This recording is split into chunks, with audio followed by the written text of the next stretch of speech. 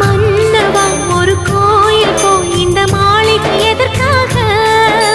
தேவியே என் ஜீவனே இந்த ஆலயம் உனக்காக.